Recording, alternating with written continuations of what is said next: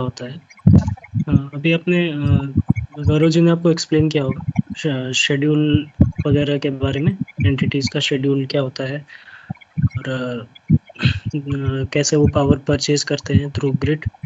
तो कोई भी जैसे स्टेट है या फिर जनरेटर है, तो स्टेट का जो मान लीजिए उसका खुद का जनरेशन 1000 मेगावाट है और उसका डिमांड 2000 है। तो रिमेनिंग 1000 मेगावाट वो ग्रिड से परचेज करेगा, एंटिटीज लाइक एनटीपीसी या फिर जो भी अदर एंटिटीज हैं उनसे परचेज करेगा। तो उसमें उसका जो शेड्यूल दिखाएगा हमारे यहाँ, जो केवल वो इंटर मतलब नेशनल ग्रिड से परचेज किया है बस वही दिखाएगा, 1000 मेगावाट वो शेड्यूल रहेगा। तो हर 15 मिनट के लिए वो अपना शेड्यूल बनाएगा इसके डिमांड और वेदर के हिसाब से। तो उसमें क्या होता है कि 1000 अगर उसने बनाया है तो रियल टाइम में चीज़ें डिफरेंट हो जाती हैं। उसने तो फोरकास्ट करके बनाया था 1000, बट रियल टाइम में हो सकता है उसका डेविएशन कभी 1000 एग्जैक्टली तो होगा नहीं, वो थोड़ा बहुत ज़्यादा या कम होगा। तो जो 1000 का उसने शेड्यूल बनाया था उसके लिए जो कॉन्ट्रैक्ट्स वगैरह उसने लिए थे उसका उसने फुल पेमेंट कर दिया है, वो 1000 के लिए जो आपका पैसा वगैरह है सब सेटल्ड है। बट अगर वो 1000 के बजाय 1100 मेगावाट या फिर 900 मेगावाट ही ड्रॉ किया, तो ये जो डिफरेंसेस होते हैं ये सेटल तो नहीं है। इसका रेट भी जो इसका रेट भी अभी पता नहीं है हमारे पास, हम किस रेट पे उससे पैसा लेंगे या उसको पैसा देंगे। जो एक्स्ट्रा पावर अगर उसने ड्रॉ किया है तो उससे हम किस रेट पे लें, क्योंकि जो शेड्यूलिंग उसने की थी उसके लिए तो जनरेटर का रेट वगैरह सब देख के किया था उसने, जनरेटर के एनर्जी रेट के हिसाब से उसने पावर लिया था। बट जो अनशेड्यूल्ड इंटरचेंज हो रहा है उसके लिए कुछ रेट नहीं है, तो उसके लिए एक मैकेनिज्म बनाया गया, उसको बोलते हैं डेविएशन सेटलमेंट मैकेनिज्म। तो इसमें जो भी डेविएशन होता है शेड्यूल से, उसका जो एनर्जी सेटल उसका एनर्जी का जो प्राइस है, उसका जो अमाउंट है वो सब सेटल करते हैं इस मैकेनिज्म के थ्रू। इसमें एक प्राइस डिस्कवर होता है हर ब्लॉक में, उसे हम डीएसएम रेट बोलते हैं, या फिर उसको हम नॉर्मल रेट रेगुलेशन के टर्म्स में अगर बोले तो उसको नॉर्मल रेट बोलते हैं। और ये डेविएशन सेटलमेंट मैकेनिज्म का क्या क्या रिक्वायरमेंट है वो देख लेते हैं आगे। सबसे पहले ये जो डेविएशन है ये क्यों होता है, इसको हमें क्यों कम रखना चाहिए, इसको जानने के लिए हमें ये एक छोटा सा एग्जांपल दिया था मैंने। हमारा जो ग्रिड है वो 50 हर्ट्ज पे चलता है। सारे डिवाइसेस जो हैं उनका जो डिज़ाइन है, जो भी उनका ऑप्टिमम डिज़ाइन है वो 50 हर्ट्ज पे इनको बनाया गया है कि वो 50 हर्ट्ज पे बेटर काम करे। जब फ्रीक्वेंसी ऊपर या नीचे होती है तो उनका परफॉर्मेंस ख़राब होता है, लॉसेस बढ़ते हैं और डिवाइस का मतलब डैमेज भी होता है, जो ऑप्टिमम परफॉर्मेंस है वो हमें नहीं मिलेगा। तो 50 हर्ट्ज जो है वो फ्रीक्वेंसी हमें मेंटेन करना है। फ्रीक्वेंसी ऐसे हम देखें तो वो एक स्पीड ही है, रोटेशनल स्पीड है। उसको नॉर्मल अगर हम रेडियल मोशन में देखें तो वो एक स्पीड ही है, जैसे कोई गाड़ी जा रही है, यहाँ पे एक ट्रक है, इसका जो स्पीड है हमें अगर ग्रिड से हम इसको वो करें कि कंपेयर करने की कोशिश करें तो ये स्पीड हमें फिक्स रखना है। तो एज पर न्यूटन्स लॉ हम जानते हैं कि Excuse me, speed. Manish. Excuse me. Yes Are you showing anything? Because nothing is visible. I think you are not sir, sharing. मैं एक बार इसको एक बार मैं शेयर शेयर करता हूँ।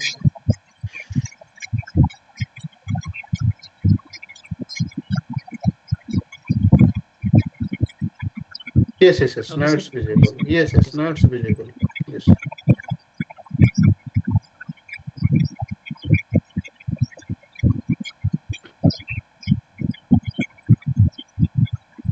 तो ये एक ट्रक है, मतलब इसका हमें स्पीड फिक्स रखना है।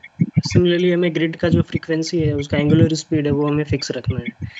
तो उस पे जो नेट टॉर्क होगा वो जीरो रहेगा। सिमिलरली जैसे यहाँ पे इस कार पे हमें नेट फोर्स जीरो रखना है। अगर फोर्स ड्राइविंग फोर्स ज़्यादा हुआ, इंजन का पावर ज़्यादा हुआ और जो उसमें लोड है जो उसको ड्रैग कर रहा है, फ्रिक्शन और अदर लोड्स, तो उस गाड़ी का स्पीड बढ़ जाएगा, वो एक्सीलरेट करते रहेगा, बढ़ते रहेगा। और अगर ड्राइविंग फोर्स का में लोड ज़्यादा है, जो उसका अपोजिंग फोर्स है स्पीड का, तो उसका स्पीड घटते रहेगा। तो हमें ये फिक्स करने के लिए एक नेट फोर्स जीरो करना है। और जैसे कि कार में भी देख सकते हैं कि हमेशा फोर्स तो लोड हमेशा एग्जैक्टली 2000 या 1000 नहीं रहेगा, वो चेंज होते रहता है। ऊपर नीचे ढलान आएगा, कभी कुछ आएगा, कभी गड्ढे आएंगे, तो फोर्स चेंज होते रहता है। उसी हिसाब से हमें अपने जो गियर है और जो इंजन का पावर है उस हिसाब से एडजस्ट करके उसको मेंटेन करना पड़ेगा। सिमिलरली ग्रिड में भी यही होता है, कभी वेदर खराब होता है, कभी बारिश आती है, और लोगों का बिहेवियर चेंज होता है। टाइम के हिसाब से भी, वेदर के हिसाब से भी लोग दिन में कुछ और पावर कंज्यूम करते हैं, रात में कुछ और कंज्यूम करते हैं। तो उस हिसाब से ही हमें जनरेशन भी उसी हिसाब से मेंटेन रखना है, ताकि हमारा जो लोड और डिमांड है वो हमेशा मेंटेन रहे, जिससे हमारी फ्रीक्वेंसी जो है कांस्टेंट रहेगी और हमारे जो इक्विपमेंट्स हैं और ग्रिड का जो रिलायबिलिटी है वो मेंटेन रहेगा। तो डेविएशन के रीजंस क्या होते हैं? अगर ग्रिड के पर्सपेक्टिव से देखें तो क्या, क्यों, किन वजहों से डेविएशन होता है? पहला, change in load profile due to user behaviour, change in weather. User behaviour में जैसे आप सर्दी में लोग एसी वेसी कम चलाते हैं, गर्मी में ज़्यादा चलाते हैं, तो ये एक वेदर की वजह से देख सकते हैं। या फिर सडनली बारिश आ जाए, मौसम ठंडा हो जाए, गर्मी हो रही थी, तो उस टाइम लोग अपना बंद कर देंगे एसी वगैरह, लोड वहाँ पे चेंज होगा वेदर की वजह से। या फिर कोई हॉलीडे है, पब्लिक हॉलीडे, उस दिन ऑफिसेज वगैरह बंद रहेंगी, इंडस्ट्रीज बंद रहेंगी, तो वो लोड उस दिन कम रहेगा। संडे सैटरडे थोड़ा लोड कम रहता है, वीकडेज में थोड़ा ज़्यादा रहता है ऐसा। या फिर कोई दूसरा रीज़न है, technical operation reason, that result in load loss, generation loss, fault congestion in transmission and distribution networks. तो जैसे अभी कोई फॉल्ट हो गया किसी सब स्टेशन में, कोई सब स्टेशन मान लीजिए कोलकाता को फीड कर रहा था, उसमें फॉल्ट हो गया, सब स्टेशन डेड हो गया, तो बहुत सारा लोड यहाँ से कट हो गया, डिस्कनेक्ट हो गया कुछ देर के लिए। वापस में वो जरूर कनेक्ट होगा, बट वो जो डिस्कनेक्ट हुआ तो उसकी वजह से एक लोड जनरेशन में मिसमैच आया, उससे फ्रीक्वेंसी पे चेंज होगा, फ्रीक्वेंसी बढ़ जाएगा। लोड डिस्कनेक्ट होगा तो, लोड डिस्कनेक्ट हुआ मतलब जो कार था हल्का हो गया तो तेज चलने लगेगा। और सिमिलरली अगर कोई जनरेटर गायब हो गया, जनरेटर में कुछ फॉल्ट आया, जनरेटर ट्रिप हो गया, पूरा जनरेटर गायब हो गया, 1000 मेगावाट या 500 मेगावाट जो भी जनरेटर था, तो समझ लीजिए इंजन का पावर कम हो गया, तो फ्रीक्वेंसी वहाँ पे बढ़ जाएगी। तो ये सब चीज़ें मेंटेन करने के लिए इंसुलिन सर्विसेज हैं, और भी मैकेनिज्म हैं, प्राइमरी, सेकेंडरी और टर्सरी जो इंसुलिन सर्विसेज हैं, उसकी वजह से, उसके जरिए हम ये स्पीड को मेंटेन रखते हैं, क्योंकि स्पीड मेंटेन रखना बहुत ज़रूरी है पावर ग्रिड में। तीसरा रीज़न है change in generation profile due to change in weather, fuel supply, fuel quality. Generator का प्रॉब्लम है, अगर फ्यूल का क्वालिटी कोल बारिश में वेट हो गया या फिर कुछ अदर रीजन से उसका कुछ फेल्योर आ गया, तो उसमें जनरेशन प्रोफाइल में चेंज हो गया, तो उसकी वजह से भी जनरेशन चेंज हो रहा है, और वहाँ पे फ्रीक्वेंसी में मतलब कांस्टेंट नहीं रहेगा, ऊपर नीचे होगा थोड़ा। और चौथा रीज़न है जो कि बायर्स के पर्सपेक्टिव से है, जैसे स्टेट्स है, उसने अपना लोड फोरकास्ट किया, मतलब उसने उतना सीरियसली नहीं किया, 1000 समझ के फोरकास्ट किया, बट रियल टाइम में 1500 था, क्योंकि बहुत ज़्यादा गर्मी पड़ रही थी। तो वो सब चीज़ें अगर रहेंगी तो वहाँ पे भी उस एक 500 मेगावाट का जो गैप आएगा, उसके लिए हमें एडिशनल जनरेटर लाना पड़ेगा, तो वहाँ पे एक मिसमैच होगा। हम तो 1000 मेगावाट के हिसाब से प्लान करेंगे, बट देखेंगे रियल टाइम में 1500 हो गया, तो वहाँ पे भी मिसमैच है। तो प्रॉपर फोरकास्टिंग करना बहुत ज़रूरी है, बेनिफिशरीज जो भी स्टेट्स हैं और जो भी डिस्कॉम्स हैं उनके लिए, कि यूजर्स का क्या बिहेवियर होगा, क्या वेदर होगा, उस हिसाब से प्रॉपर सीरियसली फोरकास्टिंग करें।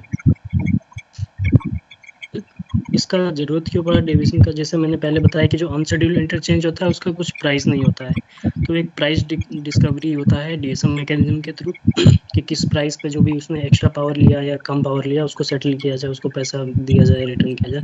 तो सेटलमेंट ऑफ अनशेड्यूल्ड पावर इसको बोल सकते हैं। और helping controlling frequency by penalizing deviation. Deviation जो है यहाँ पे मैकेनिज्म, इसको ऐसे डिज़ाइन किया गया है कि जब भी फ्रीक्वेंसी ज़्यादा हो तो यूज़र उसी हिसाब से अपने बिहेवियर को चेंज करे कि फ्रीक्वेंसी यूज़र के बिहेवियर से चेंज हो, चाहे जनरेटर हो या वायर हो। ऐसे डिज़ाइन किया गया है कि सबका बिहेवियर फ्रीक्वेंसी को 50 हर्ट्ज मेंटेन करने के लिए अलाइन हो जाए, सबका बिहेवियर उसी हिसाब से हो कि फ्रीक्वेंसी 50 हर्ट्ज पे जाए। तो फाइनेंशियल मैकेनिज्म है, अगर आप वो नहीं फॉलो करेंगे तो आपको पेनल्टी लगेगा, तो लोग फॉलो करते हैं और फ्रीक्वेंसी 50 हर्ट्ज पे ही मेंटेन रहती है। इसका एक दूसरा रीज़न है, ये हम देखेंगे आगे कैसे हम फ्रीक्वेंसी को मैनेज करते हैं डीएसएम रेट के थ्रू। तीसरा है mechanism for encouraging entities to support the. और जब फ्रीक्वेंसी डेविएट हो रहा है तो आप उसको और डिटोरिएट ना करे, उसके लिए पेनल्टी लगता है। और अगर आप उसको सपोर्ट कर रहे हैं, फ्रीक्वेंसी को वापस 50 हर्ट्ज पे ले आने के लिए आप एक्स्ट्रा पावर जनरेट कर रहे हैं या फिर अपना लोड कम कर रहे हैं, लोड ज़्यादा कर रहे हैं, जैसा भी सिचुएशन उसके हिसाब से, तो आपको उसके हिसाब से इंसेंटिव भी मिलता है, थोड़ा ज़्यादा प्राइस मिलता है। तो ये एंटिटीज़ को मतलब इनकरेज करता है कि वो फ्रीक्वेंसी मेंटेन करें, और डेविएशन वहाँ पे बाकी जनरेटर्स का काम है।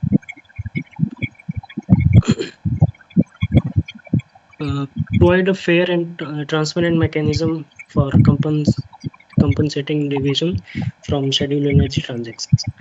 इसका ये जो है कि फेयर एंड ट्रांसपेरेंट मैकेनिज्म रहता है, ये सीआरसी के जरिए रेगुलेटेड है। तो इसमें कुछ वैसा नहीं है कि ट्रांसपेरेंसी मेंटेन रहती है, जैसा रेगुलेशन में आपको वही फॉलो करना पड़ेगा, उसके अलावा मतलब कुछ दूसरा रास्ता नहीं है। जो उसमें रेगुलेशन में लिखा हुआ पेनल्टीज, वो आपको पेनल्टी देनी पड़ेंगे, जो आपको इंसेंटिव वो आपको मिलेगा ही। और पांचवा reason, the power distribution companies must forecast demand accurately and schedule supply accordingly. तो यहाँ पे पेनल्टी लगता है और इंसेंटिव मिलता है। तो जो डिस्ट्रीब्यूशन कंपनीज हैं, जो स्टेट्स हैं, आपका जो जितने भी जो आपको सप्लाई करते हैं कस्टमर्स को पावर, वो लोग भी सीरियसली फोरकास्टिंग करते हैं। अगर फोरकास्टिंग सीरियसली नहीं करेंगे तो पेनल्टी लगेगा, और अगर अच्छे से करेंगे मैनेज पावर तो आपको इंसेंटिव भी मिलेगा, एक्स्ट्रा पैसा भी मिलेगा। तो यहाँ पे 3 तरह के रेट यूज होते हैं डेविएशन सेटलमेंट मैकेनिज्म में: कॉन्ट्रैक्ट रेट, रेफरेंस रेट और नॉर्मल रेट। कॉन्ट्रैक्ट रेट और रेफरेंस रेट ये जनरेटर के लिए होता है, केवल जनरेटर के लिए, और नॉर्मल रेट ये ओनली एप्लीकेबल फॉर बायर। तो इसका जो डेफिनेशन है कॉन्ट्रैक्ट रेट का, ये देख सकते हैं आप लोग, इसको ज़्यादा एक्सप्लेन नहीं करेंगे उतना। ये मान लीजिए रेगुलेशन एज इट इज लिखा हुआ है। जो भी कॉन्ट्रैक्ट रेट जो होता है, ये मैं बता देता हूँ, ये रिन्यूएबल के लिए होता है। पिंड एंड सोलर जनरेटर्स या फिर म्यूनिसिपल सॉलिड वेस्ट जो है उसके बेसिस पे जो जनरेटर्स रहते हैं उनके लिए होता है। रेफरेंस रेट होता है रिमेनिंग जो जनरल सेलर्स हैं, थर्मल एंड हाइड्रो जनरेटर्स, उनके लिए है ये। आपको नॉर्मल रेट ये बायर के लिए एप्लीकेबल होता है, इसको थोड़ा एक्सप्लेन कर देता हूँ मैं। इसका क्या है, आपने डैम आरटीएम आप लोग को पढ़ा है? डैम आरटीएम आप लोगों को कॉन्सेप्ट दिया गया है ना, डेड मार्केट Yes, और रियल टाइम मार्केट का। yes. तो उसमें जो प्राइस डिस्कवर होता है ब्लॉक वाइज, वो प्राइस को यूज करते हैं यहाँ पे डेविएशन सेटलमेंट मैकेनिज्म में जो है। और एंसिलरी सर्विसेज के बारे में भी आप लोग को थोड़ा आइडिया होगा, मतलब प्रीवियस सेशंस में SRST, SCUC ये सब पढ़ाया गया होगा। तो जैसे ए जो है, ये आपका किसी एक पर्टिकुलर ब्लॉक के लिए जो डे हेड मार्केट में जो प्राइस डिस्कवर हुआ है वो है ए। बी है आपका जो रियल टाइम मार्केट उसी ब्लॉक में जो डिस्कवर हुआ है वो है। और सी जो ये जो सी नहीं, ये जो तीसरा है, ये एंसिलरी सर्विस का जो कॉस्ट आया है।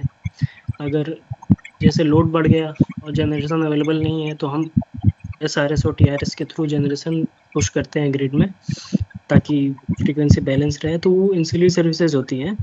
तो वो जनरेटर्स जो उनको एक्स्ट्रा शेड्यूल दिया गया है जनरेटर पुश करने के लिए, तो उनको कुछ पैसा देना पड़ता है इंसिलरी सर्विसेज मैकेनिज्म के थ्रू। तो उसका जो कॉस्ट आता है हर ब्लॉक के लिए वो निकालते हैं। तो अब जो नॉर्मल रेट आता है वो क्या होता है, maximum of A, B and C. C क्या है, सी ए, बी और ये जो एंसिलरी है, इन तीनों का एवरेज रहेगा। इन ए, बी, सी में तीनों में जो मैक्सिमम होगा वो हमारा नॉर्मल रेट होगा। अगर एक तो कैपिंग पे है, 10 रुपये कैपिंग है, बी का भी कैपिंग 10 रुपये है, बट जो एंसिलरी सर्विसेज का रेट है इसका कुछ कैपिंग नहीं है। ये 10 रुपये पर यूनिट से ज़्यादा जा सकता है, कम भी हो सकता है। अगर ग्रिड में ज़्यादा एंसिलरी सर्विसेज पुश करना पड़े, जनरेटर्स नहीं अवेलेबल है या फिर बायर्स को ज़्यादा ही डेविएशन कर रहे हैं, तो जो हम एंसिलरी सर्विसेज यूज़ करेंगे उसका जो कॉस्ट आएगा वो 10 रुपये से ज़्यादा भी हो सकता है अगर हम महंगे जनरेटर यूज़ कर रहे हैं।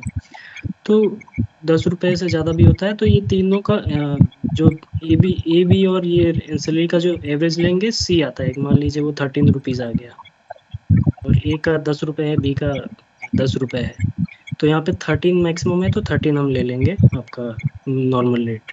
तो हर ब्लॉक में ये कैलकुलेशन होता है। तो इस हिसाब से हर ब्लॉक का एक रेट आता है, नॉर्मल रेट ऑफ चार्ज उसे बोलते हैं। ये डेविएशन रेट है फॉर बायर। ये केवल बायर के लिए एप्लीकेबल है। सेलर के लिए कॉन्ट्रैक्ट रेट और रेफरेंस रेट ही है, क्योंकि सेलर को इसी जिस रेट पे वो पावर बेच रहा है एंटिटीज को, जो वेटेड एवरेज रेट आएगा उसी पे उसको डेविएशन देना होगा, और उसका ही हम उसको ही 1.5 टाइम्स 2 टाइम्स या 10% बढ़ा के हम उसको पेनल्टी लगाएंगे।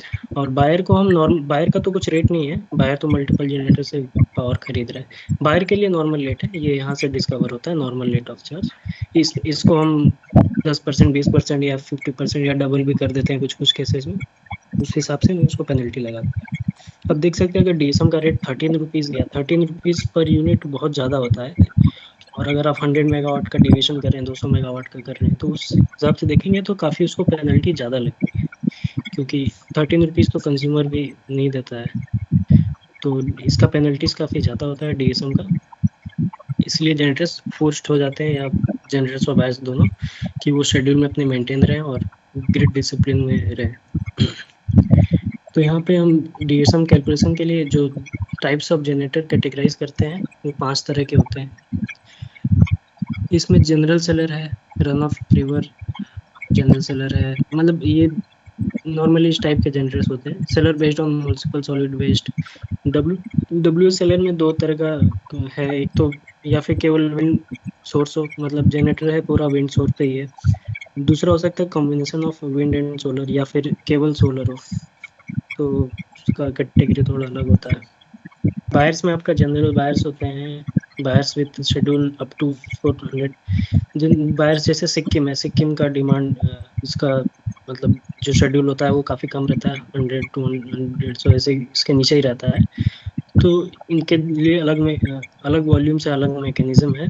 और buyers being R rich state, जैसे कुछ स्टेट्स हैं उनका इंस्टॉल कैपेसिटी 1000 मेगावाट से ज़्यादा है रिन्यूएबल का, तो वो आर रिच में आते हैं। एक और कैटेगरी है वहाँ पे मेंशन नहीं है, ये एक super R rich. Super R rich वो स्टेट्स हैं जिनका इंस्टॉल कैपेसिटी 5000 मेगावाट से भी ज़्यादा है। तो आर रिच होंगे 1000 से 5000 के बीच जिनका इंस्टॉल कैपेसिटी है, और सुपर आर रिच जिनका 5000 से ज़्यादा install capacity of renewable energy. यहाँ पे इंस्टॉल कैपेसिटी मतलब वो जरूरी नहीं है कि सर्विस में ही हो, वहाँ पे है मतलब प्रेजेंट है वो जनरेटर, सर्विस मतलब सर्विस दे सकता है कभी भी, बट अभी ऑपरेशन में है नहीं, ये गारंटीड नहीं है।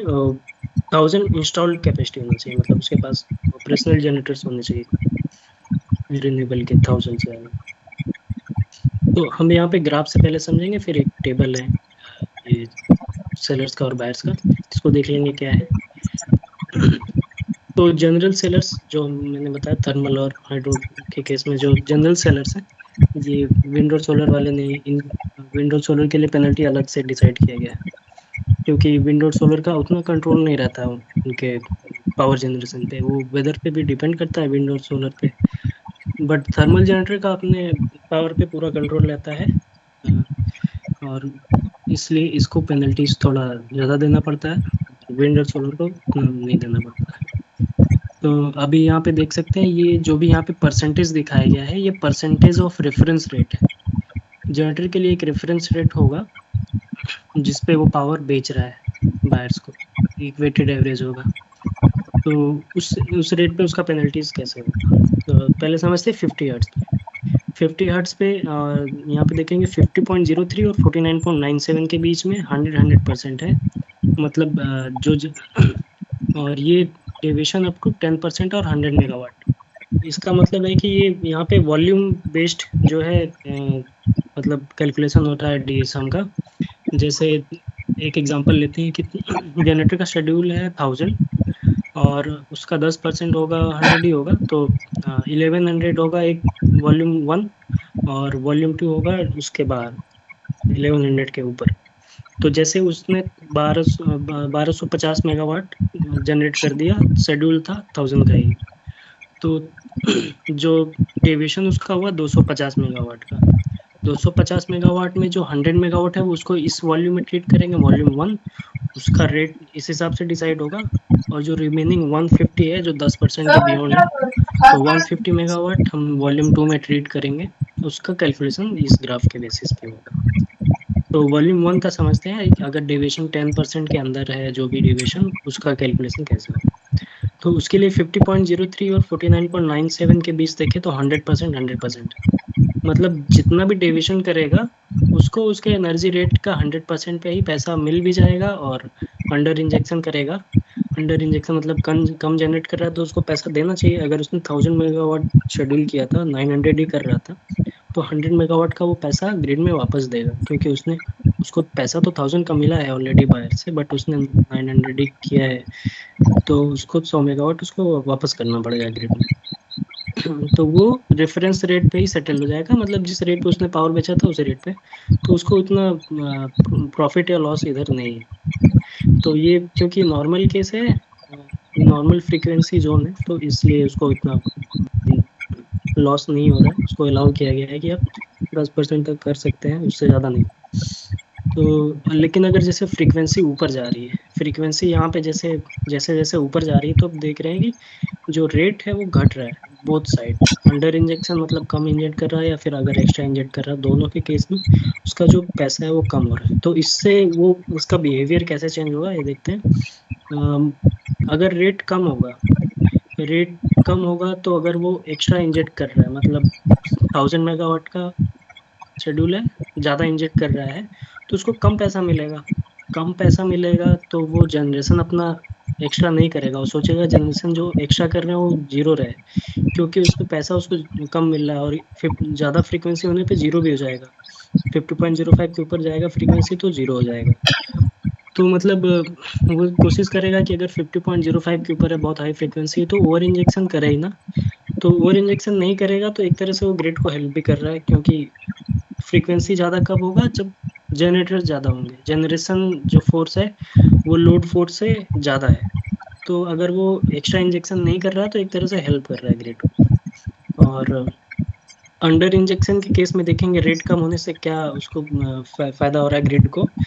अंडर इंजेक्शन केस में क्या है कि उसको पैसा कम देना पड़ रहा है। अंडर इंजेक्शन के केस में पैसा देना पड़ेगा, अगर वो कम हो जा रहा है पैसा तो उसको एक तरह से फायदा हो रहा है। वो कम इंजेक्ट करके, मतलब जैसे उसका रेट था मान लीजिए 4 रुपए, 4 रुपए में पावर बेच रहा था, बट यहाँ पे उसने 900 मेगावाट इंजेक्ट किया हाई फ्रीक्वेंसी में, तो 100 मेगावाट का जो पैसा है उसको उसने तो 4 रुपए के हिसाब से एनर्जी बचाया अपना, बट ग्रिड में वो उसका 85% ही पैसा वापस करेगा, तो उसको यहाँ पे 15% का फायदा हो रहा है। तो यहाँ पे हाई फ्रीक्वेंसी हाई फ्रीक्वेंसी जो होता है डीएसएम रेट कम होने से ओवर इंजेक्शन को डिमोटिवेट करता है ये, और अंडर इंजेक्शन को मोटिवेट करता है, अंडर इंजेक्शन बढ़ता है। तो अंडर इंजेक्शन बढ़ने से जो हाई फ्रीक्वेंसी है वो कम हो जाएगी, जनरेशन कम होगा, और ओवर इंजेक्शन घटेगा, उससे भी फ्रीक्वेंसी कम होगा। तो यहाँ पे देख सकते हैं एक मैकेनिज्म ऐसा है कि वो ग्रिड को हेल्प भी कर रहा है, पेनल्टी भी लगा रहा है, और जो अनशेड्यूल्ड जो पावर है उसका सेटल भी कर दे रहा है। यहाँ पे एक प्राइस डिस्कवरी जो हो रहा है 85% ऑफ रेफरेंस रेट, वो एक प्राइस डिस्कवरी भी हो रहा है। तो इसके मल्टीपल फीचर्स हैं यहाँ पे डीएसओ मैकेनिज्म के जो दिख रहे हैं। और ये 50.05 के ऊपर काफ़ी हाई फ्रीक्वेंसी मानी जाती है, और 50.1 के ऊपर तो बहुत ज़्यादा हाई फ्रीक्वेंसी है। उसके ऊपर अगर ओवर इंजेक्शन कोई कर रहा है तो उसको 10% पेनल्टी भी देना पड़ेगा।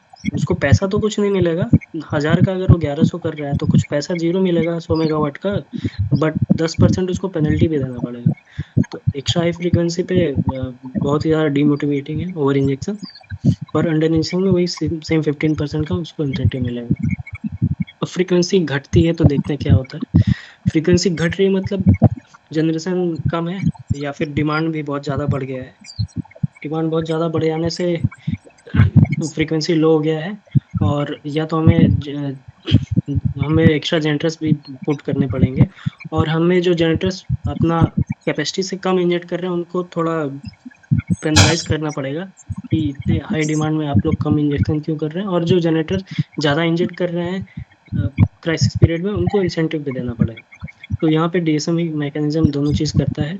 जो जनरेटर ओवर इंजेक्ट कर रहे हैं उनका प्राइस देख रहे हैं बढ़ रहा है, और एक्स्ट्रा बहुत ज़्यादा लो हो गया फ्रीक्वेंसी 49.90 पे, तो उनको 15% ज़्यादा पैसा मिल रहा है।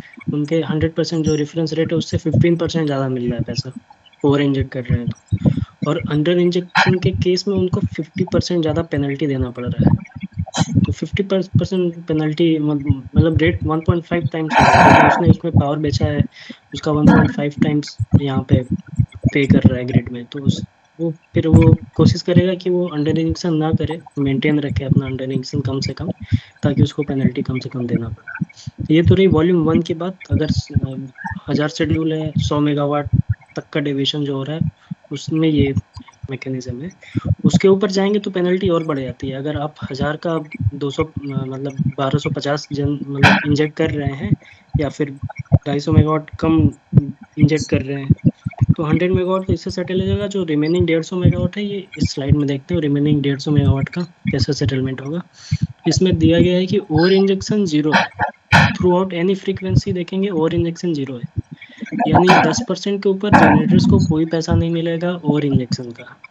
तो जनरेटर को स्ट्रिक्टली बोला गया है कि आप 10% के अंदर ही अपना ओवर इंजेक्शन मेंटेन रखें, उसके ऊपर आपको कोई पेनल्टी मतलब कोई पैसा नहीं मिलेगा।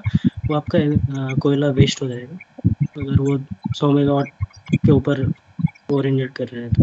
আমি না তো মোবাইলটা और जो মোবাইল ये থেকে 10% वाला पेनल्टी ये भी यहाँ पे है हाई फ्रीक्वेंसी में, उसको अगर हाई फ्रीक्वेंसी में भी ओवर इंजेक्ट करा तो 10% मिलेगा तो कुछ नहीं, 10% और देना पड़ेगा। और अगर वो कम इंजेक्ट कर रहा है, अंडर इंजेक्ट कर रहा है, तो यहाँ पे देखेंगे कि प्रीवियस स्लाइड में 85% था, बट यहाँ पूरे फ्रीक्वेंसी में कहीं भी उसको 100 से कम नहीं है।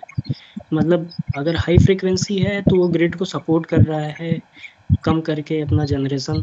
हाई फ्रीक्वेंसी है मतलब जनरेशन ज़्यादा है तो उसने कम करके थोड़ा सपोर्ट किया है, तो उसको पेनल्टी नहीं लगा रहे हैं, बट इंसेंटिव भी नहीं दे रहे कि हाँ ठीक है तुम्हें 100% जो है पैसा देना पड़ेगा, केवल 100% ऑफ रेफरेंस रेट।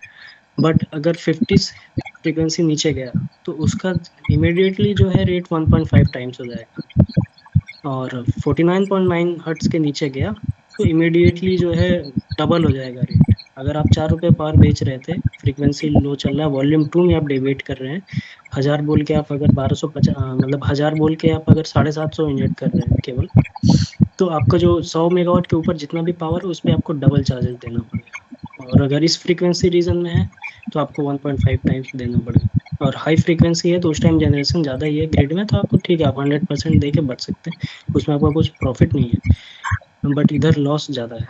तो ये ये देख सकते हैं कि वॉल्यूम वॉल्यूम 2 में जाने पे पेनल्टी बढ़ा दी गई है। क्योंकि वॉल्यूम 1 फिर भी ठीक है, कम डेविएशन है, और वॉल्यूम 2 थोड़ा बोल सकते हैं कि ज़्यादा डेविएशन हो रहा है, तो एक डिसिप्लिन को मेंटेन रखने के लिए पेनल्टी बढ़ा दिया गया वॉल्यूम 2 में, एक नेक्स्ट लेवल का डेविएशन है वो।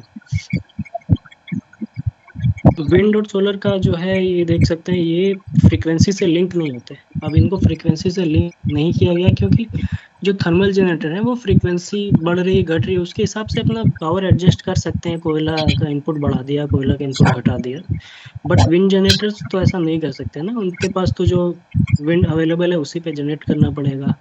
और जो सोलर जनरेटर है उनके पास जो सन अवेलेबल है, जितना सनलाइट उसी पे जनरेट करना पड़ेगा। और फ्रीक्वेंसी के हिसाब से अपना जनरेटर उतना इजीली चेंज नहीं कर सकते हैं। बट ये क्या कर सकते हैं कि अपना फोरकास्टिंग सही कर सकते हैं ना, कम से कम इनको मतलब पूरा छूट नहीं दिया गया, बोला गया आप फोरकास्टिंग प्रॉपर कीजिए। मतलब आप सोलर कितना जनरेट होगा आप पहले प्रेडिक्ट कर लीजिए, क्योंकि आप पहले से जो प्रेडिक्शन करके जो जनरेशन बताए हैं 500 मेगावाट 600 मेगावाट उससे ज़्यादा मतलब उससे बहुत ज़्यादा डेविएट मत कीजिएगा। इसलिए सीरियसली थोड़ा फोरकास्टिंग कीजिएगा, क्योंकि यहाँ पे बस वॉल्यूम बेस्ड जनरेशन है। इसका यहाँ पे वॉल्यूम दिया गया है, ये आप बस इस स्लाइड को देखिएगा, ये वाला तो बाद में एप्लीकेबल होगा। अभी के लिए देख सकते हैं जैसे विंड सोर्स है, विंड सोर्स का जो वॉल्यूम 1 है 15% है, और वॉल्यूम 2 15% से 20% ऑफ जो भी उसका शेड्यूल वो देगा प्रेडिक्ट मतलब फोरकास्ट करके। और अगर हाइब्रिड है सोलर या फिर विंड एंड सोलर है तो उसका 10% ही है वॉल्यूम, और 10 से 15% उसका वॉल्यूम। क्योंकि विंड का फोरकास्टिंग थोड़ा डिफिकल्ट है, सोलर का विंड से थोड़ा रिलेटिवली इजी है, तो उसका वॉल्यूम कम रखा गया है थोड़ा, कि 10% तक ही अलाउ किया गया है, इसमें 15% वॉल्यूम 1 में अलाउ किया गया है। वॉल्यूम 1 में जो भी डिविजन होगा उसका 100% ऑफ कॉन्ट्रैक्टेड सेटल हो जाएगा। बट वॉल्यूम 2 में जाने पे 10% लॉस है दोनों साइड उसको। ओवर इंजेक्शन करेगा तो 10% कम मिलेगा, अंडर इंजेक्शन करेगा तो 10% ज़्यादा देना पड़ेगा। बियॉन्ड वॉल्यूम 2 जाएगा 20% से ऊपर या फिर 15% से ऊपर, तो कुछ ओवर इंजेक्शन करेगा तो उसको पैसा नहीं मिलेगा, बट अगर अंडर इंजेक्ट कर रहा है तो उसको डबल मिलेगा 200%। ये आपका विंड एंड सोलर का हो गया। Similarly ROR run of river जो है, जैसे हाइड्रो दो तरह के होते हैं, एक तो जो डैम बना के पावर जनरेट करते हैं उनके पास कंट्रोल रहता है अपनी पावर जनरेट करने का, बट जो रन ऑफ रिवर हैं, जो डैम जिनके पास नहीं हो, जो रिवर के फ्लो से ही पावर जनरेट कर रहे हैं, उनके पास तो जो रिवर में स्पीड अवेलेबल उसी पे करेंगे, तो वो भी फ्रीक्वेंसी को रिस्पॉन्ड नहीं कर सकते प्रॉपरली। तो उनके लिए ये है कि उनके लिए ये है कि उनके लिए भी वॉल्यूम बेस्ड ही डेविएशन है। ये आप देख सकते हैं कि वॉल्यूम 1 में 100 है, वॉल्यूम 2 के ऊपर 0 हो जा रहा है ओवर इंजेक्शन, अंडर इंजेक्शन में पेनल्टी स्लोली बढ़ रहा है। और सिमिलरली म्यूनिसिपल सॉलिड वेस्ट जो है, ये इसके जनरेटर्स काफ़ी कम होते हैं, काफ़ी कम इंडिया में इनका जनरेशन, तो इनका भी वॉल्यूम बेस्ड ही है, वो भी वॉल्यूम बेस्ड ही ट्रीटमेंट दिया गया है डेविएशन के लिए। अब आ जाते हैं बायर पे। बायर का जो है, बायर जैसे हमारे स्टेट्स हो गया, आपका वेस्ट बंगाल हो गया, बिहार हो गया, तो वेस्ट बंगाल के पास अपना कुछ जनरेशन है, मान लीजिए 8000 डिमांड है उसका, पूरे वेस्ट बंगाल का 8000 उसको चाहिए, बट वो उसके पास अपना कुछ 4000 का जनरेशन है, तो वो 4000 ही बाहर से ग्रिड से परचेज करेगा, 4000 अपना खुद जनरेट कर लेगा, तो वो 4000 शेड्यूल कर लेगा।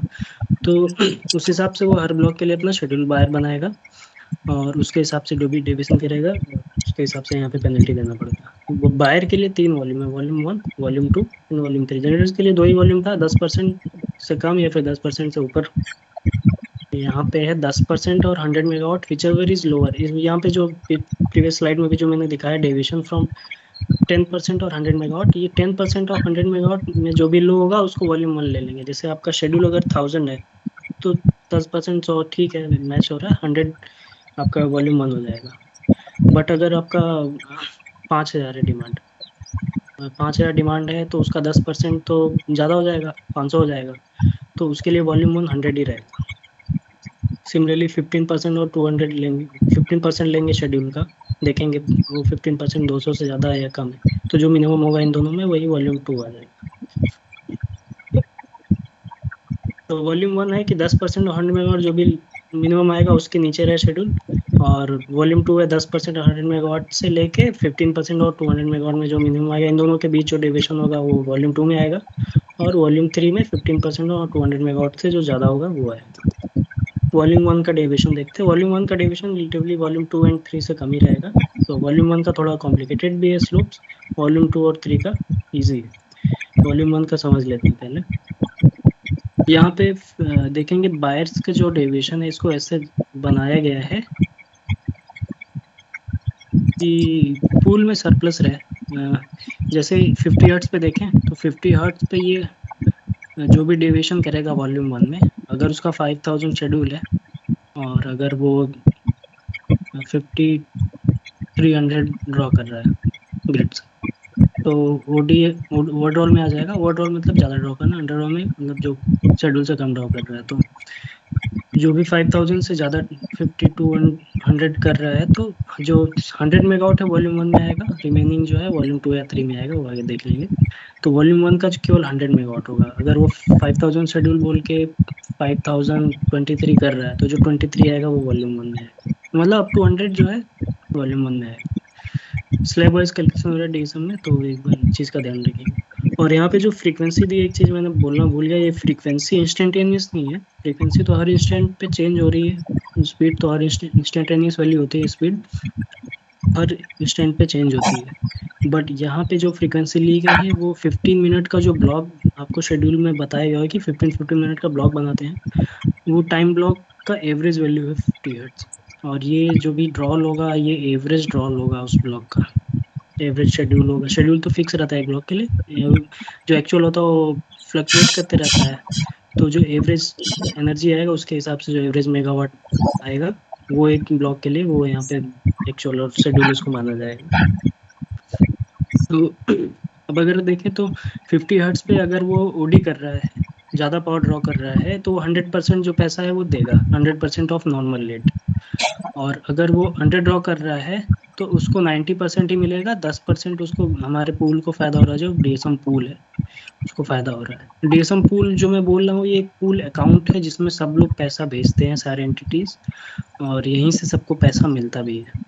तो ये पूल जो बोला, ये पूल अकाउंट है, मतलब सब लोग इसी में पैसा पे करते हैं। उसका कैसे होता है ये बता दूंगा मैं, कौन मैनेज करता है क्या है। तो 50 हर्ट्स पे आपका 100% जो है, 100% ऑफ नॉर्म, यहाँ पे नॉर्मल रेट है। बायर्स के लिए नॉर्मल रेट रहेगा, जनरल्स के लिए रेफरेंस रेट या फिर कॉन्ट्रैक्ट रेट रहेगा, बायर्स के लिए नॉर्मल रेट रहेगा। तो 100% ऑफ नॉर्मल रेट पैसा वापस करेगा, और अगर वो अंडर ड्रॉ कर रहा है तो उसको 90% मिलेगा। अब देखेंगे जैसे यहाँ भी फ्रीक्वेंसी, जैसे जनरेटर के केस में फ्रीक्वेंसी बढ़ रहा था तो डीएसएम रेट कम हो रहा था। यहाँ भी जो नेट डेविएशन जो हो रहा है उसका कम हो रहा है। तो इससे ग्रिड को फायदा हो रहा होगा, और फ्रीक्वेंसी लो जा रहा है तो रेट बढ़ रहा है, तो इससे ग्रिड को फायदा कैसे हो रहा है। तो जैसे फ्रीक्वेंसी रेट लो जा रहा है, तो अगर एक बायर है, उसने 5000 का पैसा दिया है और वो अंडर ड्रॉ कर रहा है, अगर रेट कम हो गया, तो रेट कम हो गया तो वो उसको पैसा कम मिलेगा। अगर 100 ड्रॉ करेगा, मान लीजिए 5000 बोल के उसने 4900 ड्रॉ किया, तो वो एक्सपेक्ट करेगा कि 100 मेगावाट का पैसा उसको मिल जाए। बट पता चला कि 100 मेगावाट का पैसा से कुछ काट के दे रहे हैं, यहाँ से यहाँ पे देखें तो 50% मान लीजिए काट लिए, तो 50% का लॉस होगा। तो वो उस सिचुएशन में सोचेगा कि हम 100 ड्रॉ ना करें। और अगर ओवर ड्रॉ कर रहा होगा, तो ओवर ड्रॉ में देखेगा कि ओवर ड्रॉ में 75% पैसा देना पड़ेगा। और हाई फ्रीक्वेंसी में जाए, जैसे 50.10 के बीच में फ्री पावर है यहाँ पे, तो यहाँ पे कोई भी ओडी करेगा उसको कोई पैसा नहीं देना है। तो वो सोचेगा कि ज़्यादा से ज़्यादा हम ओडी कर लें, अपने कस्टमर्स को पावर दे दें। तो यहाँ पे वो ओडी के लिए प्रमोट होगा, और अंडर ड्रॉ के लिए मतलब डिमोटिवेट होगा। अगर रेट कम होगा तो रेट बढ़ेगा तो अंडर ड्रॉ ज़्यादा करना पसंद करेगा, और ओडी नहीं करेगा। जब पेनल्टी बढ़ेगा, रेट बढ़ेगा, तो उस बढ़े हुए रेट में वो एक्स्ट्रा पावर ड्रॉ नहीं करेगा। तो उससे ग्रिड को क्या फ़ायदा हो रहा है, जब अगर अंडर ड्रॉ यहाँ पे डिमोटिवेट हो रहा है, तो हाई फ्रीक्वेंसी का मतलब क्या है, हाई फ्रीक्वेंसी में मतलब डिमांड कम है, जनरेशन ज़्यादा है। तो अब डिमांड कम है तो हम उसको अंडर ड्रॉ के लिए डिमोटिवेट कर रहे हैं, तो एक तरह से ग्रिड को हेल्प कर रहे हैं। क्योंकि ऑलरेडी सिस्टम में डिमांड कम है, तुम और उल्टा कम ड्रॉ कर रहे हो, तो ग्रिड को डिटोरिएट कर रहे हो फ्रीक्वेंसी सिचुएशन को। लोड बढ़ाना चाहिए, तो जो लोग लोड बढ़ा रहे हैं, जो लोग एक्स्ट्रा पावर दे के डिमांड को बढ़ा रहे हैं, जनरेशन के बराबर ले जा रहे हैं, उनको यहाँ पे फ़ायदा मिल रहा है। तो सिमिलरली लो फ्रीक्वेंसी केस में जनरेशन कम है, लोड बहुत ज़्यादा है। तो उस केसेस में देखेंगे अंडर ड्रॉ में कुछ ज़्यादा फायदा नहीं हो रहा है। तो ये अपना चेंज हो गया रेगुलेशन, तो उसमें अंडर ड्रॉ में ठीक है, जो अंडर ड्रॉ कर रहा है उसको कुछ फायदा नहीं हो रहा। हाँ, उसको 100% मिल जाएगा। एक्सट्रीमली लो फ्रीक्वेंसी में अगर वो अंडर ड्रॉ कर रहा है तो उसको पूरा पैसा मिल जाएगा। बट अगर कोई ओडी कर रहा है तो उसको बहुत हैवी पेनल्टी लगेगा, 1.5 टाइम्स। और ये 1.5 times of normal rate high demand situation में 10 रुपये, 15 रुपये, 20 रुपये भी जा सकता है पर यूनिट। तो पर यूनिट 10 रुपये, अगर 15 रुपये है, उसका 1.5 टाइम्स करेंगे, 20-25 रुपये में कोई ओडी नहीं करना पसंद करेगा, उसको बहुत हैवी पेनल्टी लगेगी। तो इसलिए ओडी यहाँ पे काफ़ी हाई पेनल्टी दिया गया है, मतलब हाई डिमांड सीजन में अगर आप ओडी कर रहे हैं तो डीएसओ मैकेनिज्म एक तरीके से यहाँ भी देख सकते हैं कि अनशेड्यूल्ड पावर है, उसका एक रेट डिस्कवरी भी हो रहा है, उसको शटल भी कर दिया जा रहा है उसको, और उसका जो है ग्रिड को भी हेल्प करने में मदद कर रहा है। और स्टेट्स और जनरेटर्स का जो है डिसिप्लिन, ग्रिड डिसिप्लिन भी मेंटेन कर रहा है, ताकि वो शेड्यूल में ही मेंटेन रहे अपने, और अपना शेड्यूल प्रॉपर फोरकास्ट करें, वेदर वगैरह सारा कंडीशन सब लेके फोरकास्ट करें। बाकी आप लोग को समझ में आ गया, ये रेट जैसे देख सकते हैं 90 से 50 हो गया है, तो ये एक स्लोप में घट रहा है। यहाँ पे 1% स्लोप है, हर 0.01 हर्ट्स पे 1% बढ़ते रहेगा अंडर ड्रॉ का रेट। यहाँ पे 5% आपका रेट बढ़ते रहेगा, यहाँ पे भी 5% स्लोप है। 50.05 एक क्रिटिकल फ्रीक्वेंसी है, इसके ऊपर अंडर ड्रॉ के कुछ पैसे नहीं मिलेंगे, और ये भी फिर 75 से ड्रास्टिकली रिड्यूस होके 50 हर्ट्स आ जाएगा। और 50.10 तो बहुत ज़्यादा हाई फ्रीक्वेंसी है, इस फ्रीक्वेंसी पे सिस्टम ऑपरेशन डेंजरस है। तो इसमें एकदम जो ओडी कर रहा है उसको फ्री पावर दे दिया गया है कि आप फ्री पावर है ओडी कीजिए, और जो अंडर ड्रॉ कर रहा है उसको पैसा तो कुछ नहीं दे रहा, ऊपर से 10% पेनल्टी भी डाल दिया है। निगेटिव प्राइसिंग यहाँ पे आ गया है। ये वॉल्यूम 1 का कहानी था। वॉल्यूम 2 में देखेंगे तो ये थोड़ा स्लोप वाइज नहीं है, ये फ्रीक्वेंसी के हिसाब से सडनली चेंज हो गया है। जैसे 50 हर्ट्ज पे देखेंगे तो 80% ही पैसा मिलेगा, अंडरडॉग के केस में 20% का लॉस हो रहा है। और अगर आप ओडी कर रहे हैं तो आपको 100% पैसा देना पड़ेगा। हाई फ्रीक्वेंसी में आपको 100% देना पड़ रहा है। फ्रीक्वेंसी 50 से नीचे जैसे ही गया आपको 1.5 टाइम्स हो जाएगा। आप वहाँ पे अलाउड नहीं है कि वॉल्यूम 2 में आप ओडी करें। वॉल्यूम 2 मतलब आपका जो शेड्यूल 5000 है, 5000 है, 5000 का 15% लेंगे तो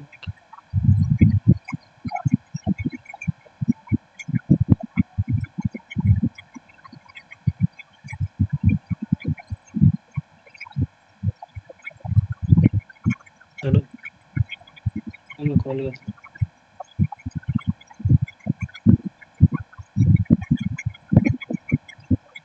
Yes, yes, you can continue. It's हूँ। हाँ audible. हाँ सर, ये एक्चुअली कॉल आ गया था। हाँ ठीक है, 5000 का जैसे हम 10% लेंगे तो 500 आ जाएगा। और 500 100 में जैसे मैंने बताया 100 मेगावाट लिमिट हो जाएगा वॉल्यूम 1। और वॉल्यूम 2 आ जाएगा 5000 के लिए आपका 750 और 200 में तो 200 ही कम है, तो 200 जो आपका वॉल्यूम 2 में आ जाएगा। तो अगर 5000 बोल के आप अगर 5300 ओडी कर रहे हैं या फिर 100 कर रहे हैं, 53 का ओडी कर रहे हैं, तो जो 100 मेगावाट हो तो वॉल्यूम 1 के हिसाब से सेटल हो जाएगा। जो रिमेनिंग 200 मेगावाट है उसमें से 100 मेगावाट जो है वॉल्यूम 2 में आएगा। क्योंकि 100 से 200 ये आपका 100 मेगावाट ही है ना, तो 100 मेगावाट आपका उसमें सेटल हो गया, बाकी 100 मेगावाट इसमें आ गया। और जो रिमेनिंग आपका 5300 बोला तो 300 मेगावाट का डिविजन होगा, तो रिमेनिंग 100 जो है वो वॉल्यूम 3 में चला जाएगा। तो जो वॉल्यूम 2 वाला डेविएशन होगा उसके लिए आपका ये रहेगा। इसमें आपका हाई फ्रीक्वेंसी पे 100% है। अगर अंडर ड्रॉ कर रहे हैं तो आपको बहुत ज़्यादा नुकसान हो रहा है। 50% सीधे कट हो जा रहा है, आपको 50% ही पैसा मिलेगा। 50.05 के ऊपर तो कुछ नहीं मिलेगा, पेनल्टी अलग से देना पड़ेगा। और यहाँ पे ओडी ओडी के केस में 75% का थोड़ा प्रॉफिट हो रहा है। और 50.10 के ऊपर वह भी फ्री पावर है, ओडी कर सकते। और यहाँ जैसे फ्रीक्वेंसी 50 के नीचे जाएगा तो आपका 1.5 टाइम्स हो जाएगा। वॉल्यूम 2 में पेनल्टीज थोड़ा वॉल्यूम 1 से बढ़ा दी गया है, आप देख सकते हैं। जैसे यहाँ पे 50% था, यहाँ पे 75 हो गया। तो वॉल्यूम 2 में भले ही ग्रिड का कंडीशन कैसा भी हो, वॉल्यूम 2 में जाना अलाउ नहीं करते। वॉल्यूम 3 में तो बिल्कुल भी नहीं करते हैं, वॉल्यूम 3 डेविएशन। तो वॉल्यूम 3 डेविएशन में आपको पेनल्टी देख सकते हैं कि अंडर ड्रॉ अगर कर रहा है वॉल्यूम 3 में कोई, तो उसको कुछ पैसा नहीं मिलेगा। अंडर ड्रॉ कर रहा है तो उसका लॉस है। आपने 5000 का पावर परचेज किया है, तो अगर अंडर ड्रॉ कर रहे हैं तो आपने 5000 का पैसा दे ही दिया है। वॉल्यूम 3 में जो भी होगा उसको आपको पैसा नहीं मिलेगा। वॉल्यूम 1 एंड 2 का फिर भी मिल जाएगा। और अब अगर आप ओडी कर रहे हैं वॉल्यूम 3 में, तो यहाँ पे देख सकते हैं कि सीधे 100 हो गया। 50 के ऊपर फ्रीक्वेंसी है तो 100% आपको पे करना पड़ेगा, 100% ऑन नॉर्मल रेट।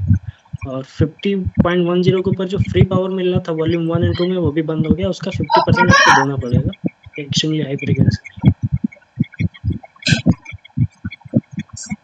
और अगर 50 के नीचे गया, 50 के नीचे गया फ्रीक्वेंसी, तो रेट डबल हो जा रहा है। डबल तो बहुत ज़्यादा है डीएसएम रेट के हिसाब से। डीएसएम रेट अगर 15 रुपये चल रहा होगा तो 30 रुपये हो जाएगा, 30 रुपये पर यूनिट। वॉल्यूम 3 में डेविएशन एडवाइजेबल नहीं है 200 मेगावाट के ऊपर, पर बड़े स्टेट्स के लिए। बाकी अगर कोई छोटा स्टेट्स है उसका 1000 मेगावाट शेड्यूल है तो उसका 15% निकालेंगे, 150 ही आएगा। तो शेड्यूल के हिसाब से ये वॉल्यूम लिमिट्स भी चेंज होगा। मैं वॉल्यूम 1 एंड 2 एंड 3 की बात कर रहा था अभी। ये जो मैंने 10%, 100 मेगावाट 10%, ये 15% और 200 megawatt which ever is lower सब बोला, ये जनरल बायर्स के लिए था। जैसे जनरल स्टेट्स हो गए हमारे, बिहार, वेस्ट बंगाल, उड़ीसा, ये कुछ बायर्स हैं जो स्पेशल हैं, जिनका शेड्यूल 400 मेगावाट से कम है। जैसे कि में बहुत छोटा स्टेट्स है तो उसके लिए ये लिमिट दूसरी है। इसके लिए वॉल्यूम 3 नहीं है, वॉल्यूम 1 एंड 2 ही है। तो वॉल्यूम 1 एंड 2 के हिसाब से ही कैलकुलेशन होगा। 20% और 40 megawatt which ever is less वो ले लेंगे वॉल्यूम 1 में, और उसके ऊपर जो होगा वॉल्यूम 2 में आ जाएगा। और जो आर एरिच बोल रहा था जिनका इंस्टॉल कैपेसिटी 1000 मेगावाट और 5000 के बीच में है, तो उनके लिए परसेंटेज नहीं ले रहे हैं। उनके लिए लिमिट्स भी थोड़ा बढ़ा दी गई। वॉल्यूम 1 में इनका 100 मेगावाट है, इनका 200 मेगावाट रहेगा। शेड्यूल को कोई परसेंटेज नहीं, सीधे 200 मेगावाट। शेड्यूल कम भी होगा तो उसको 200 मेगावाट वॉल्यूम 1 में ट्रीट किया जाएगा। और इसका जो है वो, जो डेविएशन बियॉन्ड जो वॉल्यूम 2 है वो 200 से 300 है, वॉल्यूम 3 300 के ऊपर है। और सिमिलरली सुपर हरीज के लिए थोड़ा सा और बढ़ा दिया गया, 50-50 मेगावाट। सुपर हरीज मतलब जिनका install capacity of renewable generation 5000 से ऊपर है। तो ये वॉल्यूम्स है। बाकी वॉल्यूम्स यहाँ से डिसाइड हो जाएंगे, वॉल्यूम 1, वॉल्यूम 2, वॉल्यूम 3। कैलकुलेशन वैसे ही रहेगा, वॉल्यूम 3 के लिए जो है, वॉल्यूम 2 के लिए ये है, वॉल्यूम 1 के लिए ये है। अच्छा, एक चीज ये जो डेविएशन है, ये कैलकुलेट कौन करता है, क्या होता है, ये बता देता हूँ मैं। जैसे जो भी बायस का शेड्यूल है वो ईआरएलडीसी बनाता है, मतलब ईस्टर्न रीजन की बात करें तो ईआरएलडीसी बनाता है शेड्यूल। और मीटरिंग जो है, जो उसका एक्चुअल कैलकुलेशन है कि एक्चुअल कितना ड्रॉ किया, वो भी ईआरएलडीसी डेटा मंगा के उसको कंपाइल करता है। और ईआरएलडीसी से डेटा जाता है ईआरपीसी को, शेड्यूल एक्चुअल और फ्रीक्वेंसी का डेटा। और एंसिलरी सर्विसेज का वो वहाँ पे अपना डीएसएम बिल निकालते हैं। एक मैं डीएसएम बिल दिखा दिखा देता हूँ।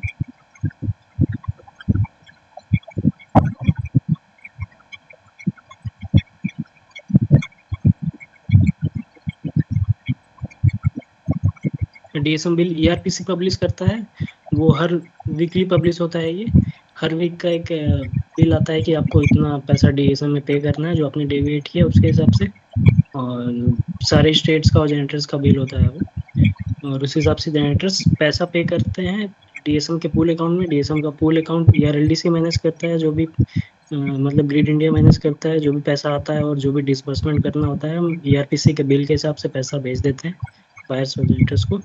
और जितना पैसा होता है उनसे रिकवरी करते हैं। अब इसके बाद मीटरिंग देख लेंगे, बट बिल देख लें, हो जाए जल्दी से। ये ईआरपीसी का साइट है, यहाँ से आपको बिल मिल जाएगा। डीएसएम, आरआरएस, एफआरएस, ये जो भी एंसिलरी सर्विसेज और डीएसएम का बिल यहाँ पे मिल जाएगा। रिएक्टिव चार्जेस होता है, उसका बिल यहाँ पे मिल जाएगा। रिएक्टिव चार्जेस भी मैं जल्द से एक्सप्लेन कर देता हूँ।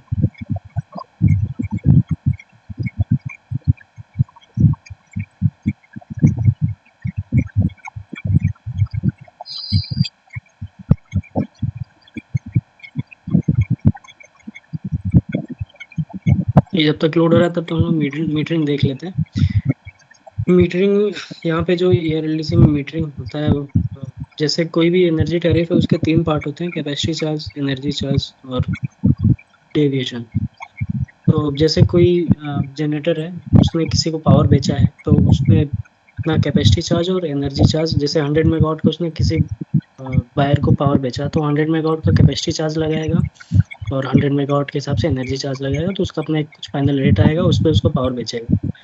अब रियल टाइम में दोनों ही बायर हो सकता है 100 मेगावाट से ज़्यादा ड्रॉ करे, और ये जनरेटर जो है 100 मेगावाट से कुछ अलग इंजेक्ट कर दे ग्रिड में। तो जो एडिशनल डेविएशन है, ये दोनों के लिए अलग अलग निकाल के उसका सेटलमेंट अलग से करेंगे। तो कैपेसिटी चार्ज, एनर्जी चार्ज, ये तो फिक्स है, शेड्यूल बन गया है 100 मेगावाट, ठीक है, 100 मेगावाट के हिसाब से पेमेंट भी हो गया। बट जो डेविएशन है वो कैसे पता चलेगा? डेविएशन पता चलेगा जब हम एक्चुअल मीटर देखेंगे कि मीटर में एक्चुअल में कितना आया। हमने तो 100 मेगावाट बोल दिया था, बट उसने एक्चुअल में कितना ड्रॉ किया। तो हम उसके लिए हमें मीटरिंग का जरूरत पड़ता है। हम एक्चुअल में कितना पावर किधर जा रहा है, किस स्टेट में कौन स्टेट कितना ड्रॉ कर रहा है, कौन एंटिटी कितना इंजेक्ट कर रहा है या ड्रॉ कर रहा है, वो मेजर करने के लिए हम मीटरिंग करते हैं। ये स्पेशल एनर्जी मीटर्स होते हैं, ये बाई डायरेक्शनल पावर मेजर करते हैं। तो जो टोटल पेमेंट होगा कोई भी एंटिटी, वो करेगा कैपेसिटी का, एनर्जी का, और जो सेटलमेंट जो मैंने बताया जो डीएसएम, वो सी है, इसके हिसाब से पेमेंट करेगा। ये लोकेशन ऑफ मीटर्स है। जैसे जनरेटिंग स्टेशन है, कोई जनरेटर है, तो उसका कुछ अपना अंदर का सिस्टम होगा, जो जैसे कोयला बॉयलर में ले जाने वाला एक मिल होगा, कोई भी क्रेन वेन होगा, जो भी उस उससे जो कोयला जाता है, या फिर कोयले को जो फ्लो कराने के लिए जो पीएफएन वगैरह लगे हैं, जो भी सिस्टम मतलब जनरेटर को चलाने के लिए लगे इंटरनल सिस्टम्स, वो उनको उनका भी कुछ पावर होता है, वो अपने जनरेटर खुद से फीड करता है। तो जैसे जनरेटर 100,000 मेगावाट नेट जनरेट कर रहा है, तो उसमें हो सकता है 5% उसका कुछ ऑक्सिलरी में चला जा रहा है। तो वो पावर माइनस करके 95% ही आएगा नेट बाहर। तो जो बाहर जो सबस्टेशन लगा, नेट आउटगोइंग जो कितना पावर वो अपना ऑक्सिलरी कंज्यूम करने के बाद भेज रहा है, वो पावर मेजर करने की, वही पावर हमको मैटर करता है, वही हम शेड्यूल करते हैं और वही हम मेजर भी करते हैं। तो सारे आउट गोइंग फीडर्स पे जो है मीटर्स लगे रहेंगे, अंदर मीटर नहीं लगे, अंदर नहीं लगे रहेंगे, बट जो मीटरिंग होगा जनरेटर का वो आउट गोइंग फीडर्स पे होगा। चेक मीटर्स भी आउट गोइंग फीडर्स पे लगे रहते हैं। और स्टैंड बाय मीटर अगर मेन खराब हो गया तो स्टैंड बाय मीटर से लेते हैं, तो वो एचपी साइड ऑफ जीटी है और HP side of station. Generator GT मतलब जनरेटर ट्रांसफार्मर है, उसका हाई वोल्टेज साइड पे और जनरेटर के भी हाई वोल्टेज साइड पे रहेगा। ट्रांसमिशन सिस्टम में at the end of line between the substation of same licensee and at the end, both ends of the line between substation of the two different licensees, meter at both ends shall be considered as main meter। जैसे एक ही, जैसे दो transmission line गई है, उसमें जो दोनों and का ओनर है वो सेम है, तो किसी एक एंड में मीटर लगा के हम उसका पावर ले लेंगे, उसी को रिकॉर्ड करेंगे। बट अगर जैसे उड़ीसा और वेस्ट बंगाल कनेक्टेड है किसी लाइन में, तो हमें दोनों एंड पे मीटर लगाने पड़ेंगे और दोनों के लिए उसके पास वाले एंड वाला मीटर हम कंसिडर करेंगे। और यहाँ पे स्टैंड बाई मीटर नहीं होता है, जो भी अगला वाला मीटर होता है उसको हम स्टैंड बाई मान लेते हैं। और ट्रांस आईसीटी यहाँ पे इंटरकनेक्टिंग ट्रांसफार्मर, जो पावर ट्रांसफार्मर होते हैं उनको आईसीटी बोलते हैं। इनके हाई वोल्टेज साइड पे लगा रहता है, ये मेन मीटर होता है। और जो स्टैंड बाई मीटर होता है, लो वोल्टेज साइड वाला जो मीटर होता है उसको स्टैंड बाई मीटर बोलते हैं। और ये जो आपका जनरेटिंग स्टेशन, लोकेशन मीटर देख रहे हैं, जो जनरेटिंग स्टेशन का बोला ऑल आउट गोइंग फीडर्स, तो ये आपका ऑल, ये आउट गोइंग फीडर है, ये आपका जनरेटर है। ये पूरा सिस्टम है, इधर इसका ऑफिस होगा, उसके लोकल जो वर्कर्स उनका कंजम्पशन होगा पावर का, उसका जनरेटर का ऑक्सिलरी कंजम्पशन होगा, वो सब लेके जो बाहर नेट पावर आएगा वो यहाँ पे मेजर करेंगे और वही शेड्यूल होगा।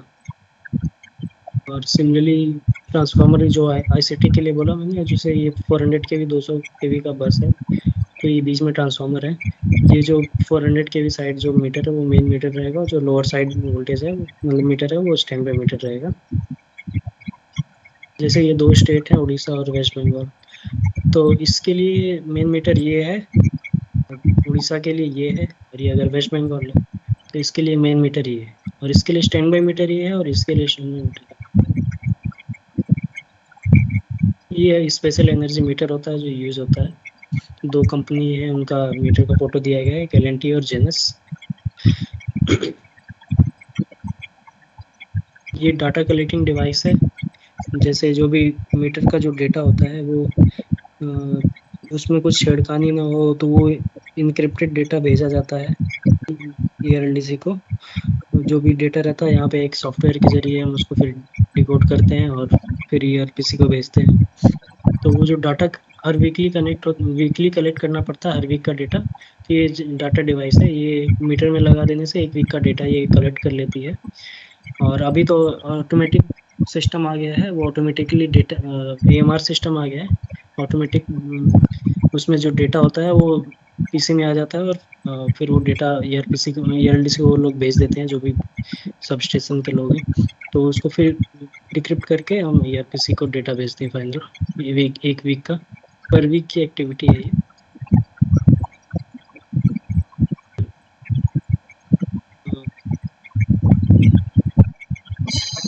रिएक्टिव पावर का जो मैंने बताया था वो मैं रिएक्टिव पावर को बता देता हूँ क्या है।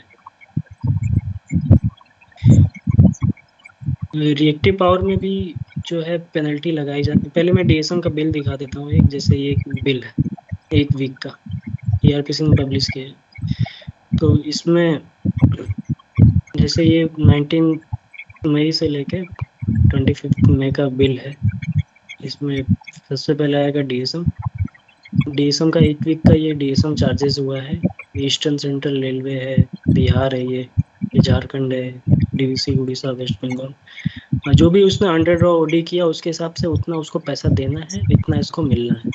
ये अमाउंट लैक्स में है, तो पर वीक का अमाउंट देख सकते हैं कि 2 करोड़ बिहार को मिलना है, ग्रिडको का देख सकते हैं 2 करोड़ देना है, वेस्ट बंगाल को 5 करोड़ मिलना है। तो ये और ये बायर्स का है, फिर ये जनरेटर्स का है, सारे जनरेटर्स का है, एनटीपीसी के जनरेटर है कुछ, प्राइवेट जनरेटर्स भी हैं इसमें। तो इनका भी डीएसएम चार्जेस निकलता है वीकली।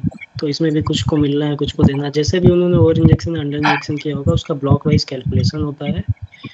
और जो मैंने आपको दिखाया ग्राफ उसी के बेसिस पे, मतलब वो तो रेगुलेशन से बनाया गया, उसी रेगुलेशन के बेसिस पे हर ब्लॉक वाइज डीएसएम कैलकुलेशन होता है और उसको सम करके एक दिन का बनाया जाता है और एक वीक का फिर एक डेटा निकाला जाता है।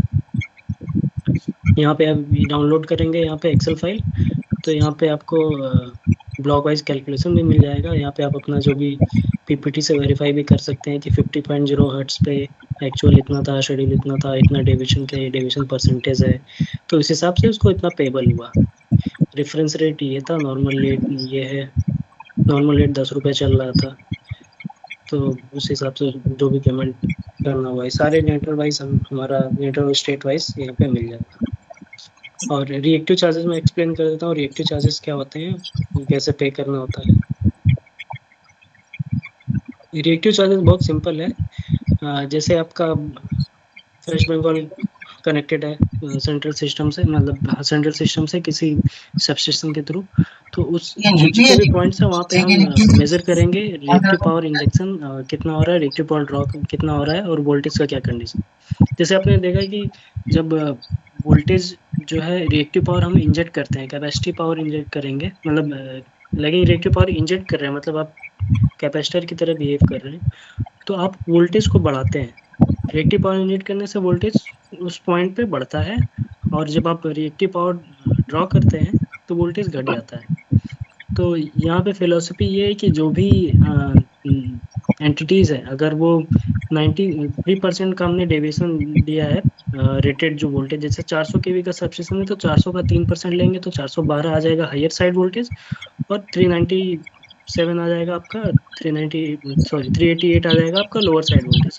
अगर आपका वोल्टेज 412 के ऊपर है और आप उसको बढ़ा रहे हैं और रिएक्टिव पावर इंजेक्ट करके, तो आप मतलब ग्रिड को डिस्टर्ब कर रहे हैं, तो वहाँ पे आपको पेनल्टी देना पड़ेगा। अगर आप उसको लैगिंग रिएक्टिव पावर रिएक्टर लगा के ड्रॉ कर रहे हैं, वोल्टेज को कम करने की कोशिश कर रहे हैं, तो आपको वहाँ पे इंसेंटिव मिलेगा। सिमिलरली लोअर साइड वोल्टेज में अगर आप रिएक्टिव लगा के रिएक्टर लगा के रिएक्टिव पावर ड्रॉ कर रहे हैं और वोल्टेज और घटा रहे हैं, तो आपको पेनल्टी देना पड़ेगा। और लोअर साइड वोल्टेज को आप कैपेसिटी पावर देके उसको इंजेक्ट करके रिएक्टिव पावर आप अगर बढ़ा रहे हैं वोल्टेज, तो आपको इंसेंटिव मिलेगा।